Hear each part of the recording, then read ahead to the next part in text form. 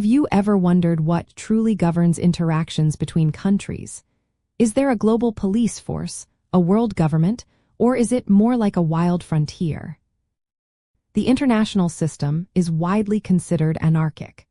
This means there is no single overarching legitimate authority above individual sovereign states to enforce rules or maintain order.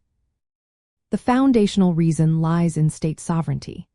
Each nation-state claims supreme authority over its own territory and people.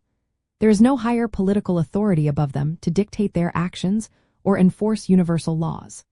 This absence of a central world government means that states largely operate in a self-help system, where they are primarily responsible for their own survival and security. This understanding is a cornerstone for many international relations theories.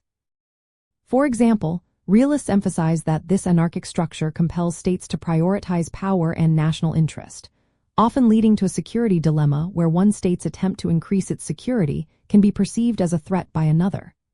On the other hand, liberal theorists acknowledge anarchy but highlight how international institutions, treaties, and growing interdependence can create frameworks for cooperation, mitigating the harshest effects of this system. Then, constructivists offer a fascinating perspective, arguing that anarchy itself is not a fixed condition but rather a social construct.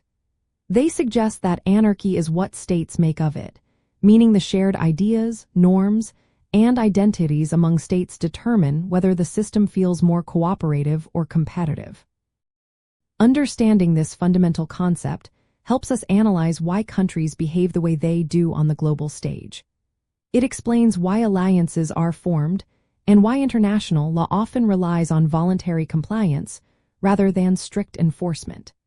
When you observe a conflict or a cooperation effort, considering how the absence of a global government influences the actions of the states involved provides a deeper understanding.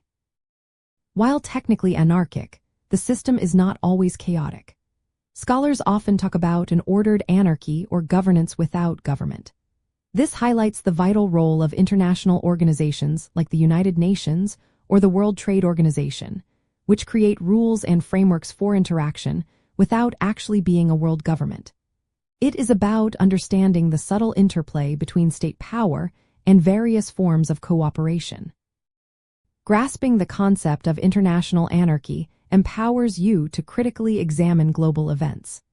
It provides a crucial lens for understanding the drivers of both conflict and cooperation, moving beyond simplistic explanations to a more nuanced and informed appreciation of global politics.